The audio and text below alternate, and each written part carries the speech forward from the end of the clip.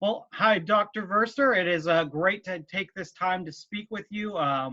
For those who don't know, Dr. Verster here is one of the leading authorities on hangover research, and he serves as scientific advisor for Toast. And he's taken a little time out of his day here to answer a few questions for us, which we greatly appreciate. So, Dr. Verster, I'd love to just start off by asking, how long have you been studying alcohol and the alcohol hangover, and around how many studies do you think you've published on that topic at this point? Oh, yeah, it started all about 18 years ago with a small student project, and yeah, then it evolved in a large research area. And over the years, I think dozens of papers have been published. I didn't really count them, but it's the literature is growing, so that's very good. Yeah, and despite that fact, with all of the work that you and other researchers have done, there is still unfortunately a lot of misinformation out there. Still a lot of people who believe things like, oh, it's low blood sugar or dehydration that causes a hangover in the morning.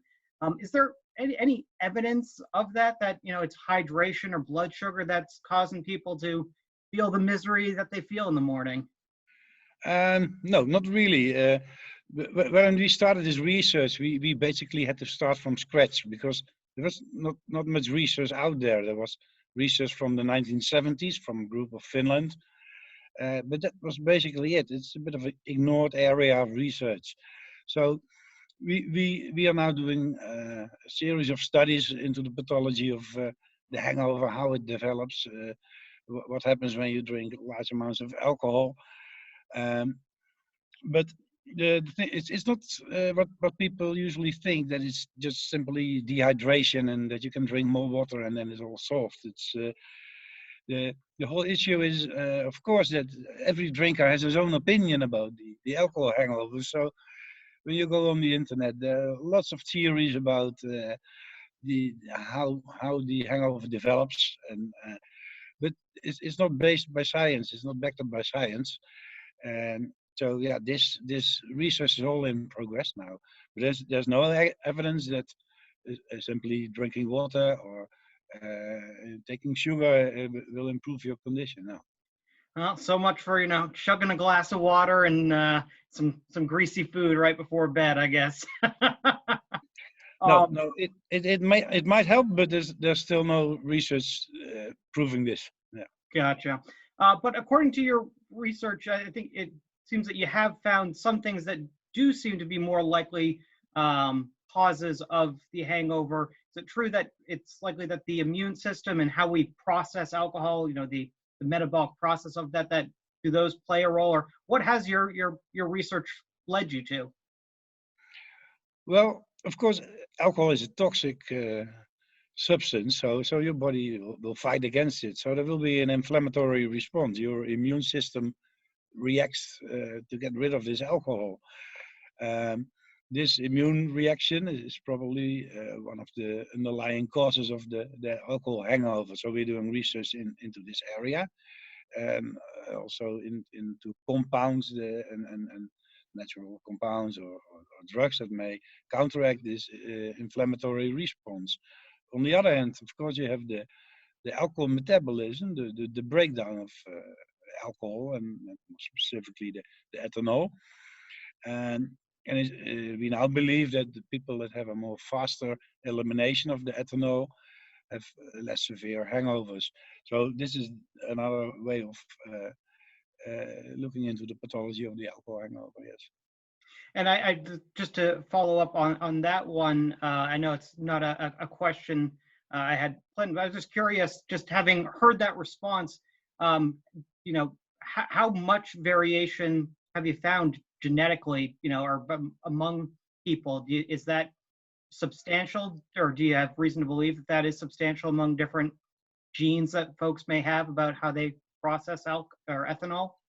Yeah, absolutely. Yeah, there are different variants in genetics which determine the speed of your ethanol breakdown.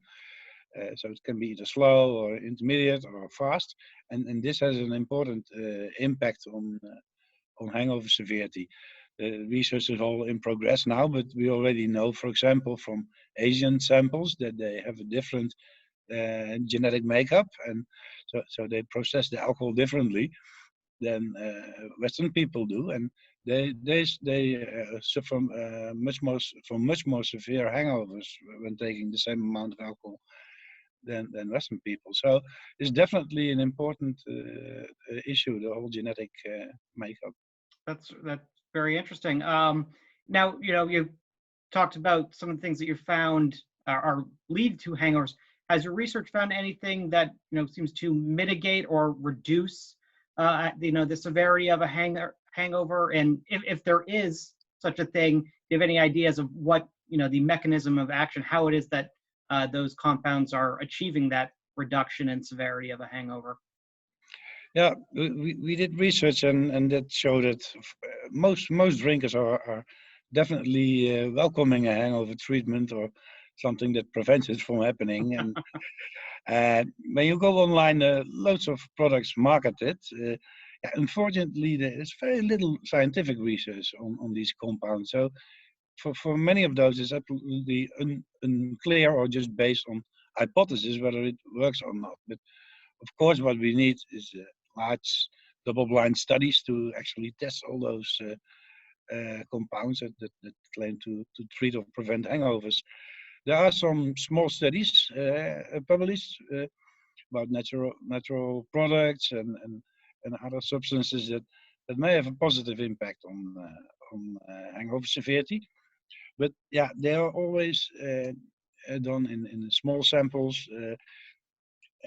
For example, only in males, and there are sometimes methodological issues that make it difficult to interpret the data and also to make a definite conclusion about whether they actually are effective or not. So there are some positive results found, and most times these compounds have an effect on the immune system because in these studies they measured cytokines, messenger substances involved in the immune reaction in the body, and they see difference happening. So it could be that compounds that act at the immune system are effective, but yeah, large studies, double-blind, placebo control are needed to investigate these products. Certainly, yeah. And it's unfortunate that, especially in a country like here at the US, that there really just hasn't been the funding from a group like the FDA or other government bodies to do that research. So hopefully that changes, and as we get into the future and some of those larger studies are starting to be taken.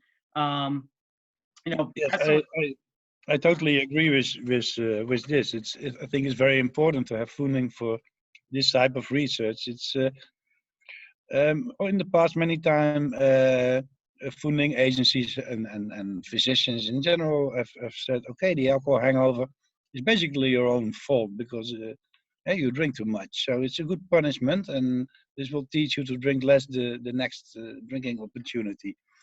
But this is not the case, It's already for 6,000 years or more. There's alcohol around, and we've tried in many ways to have people moderate their alcohol consumption because that's at this moment the only solution. If you don't want a hangover, you have to moderate your alcohol intake. That's the only way to be sure or to significantly reduce the chances that you have one. Um, but if you look at the actual consequences of the alcohol hangover, it's definitely important to develop such a treatment or preventive cure. Because, for example, driving a car is significantly impaired when you hangover. So you have an increased risk of accidents when you drive next morning. But also in terms of economic costs, people call in sick. They don't go to work, or they go to work and they work at a lower level of performance, presenteeism. These are billions of dollars yearly that are lost. And most people also indicate, most drinkers say, yes, I like to have the good time in the evening, but I also want to perform fully next day. So there's a real wish for an effective treatment. Besides, of course, all the health implications that excessive alcohol consumption have on your health and body.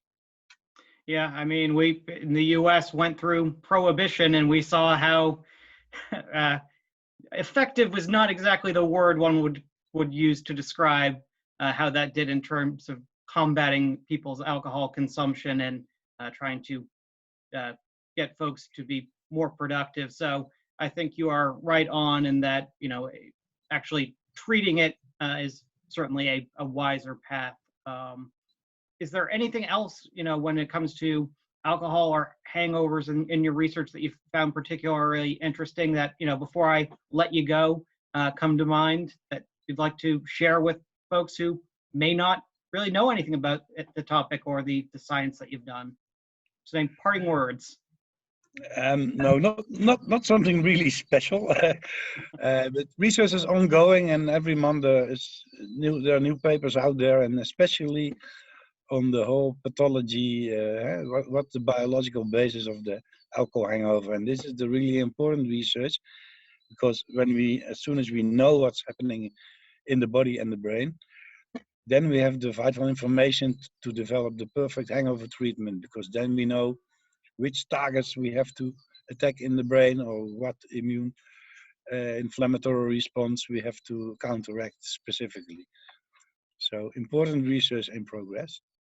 And in the meantime, moderate alcohol consumption if you want to be absolutely sure to prevent a hangover.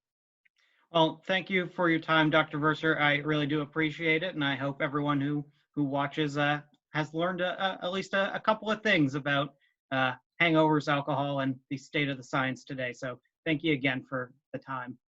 Thanks a lot.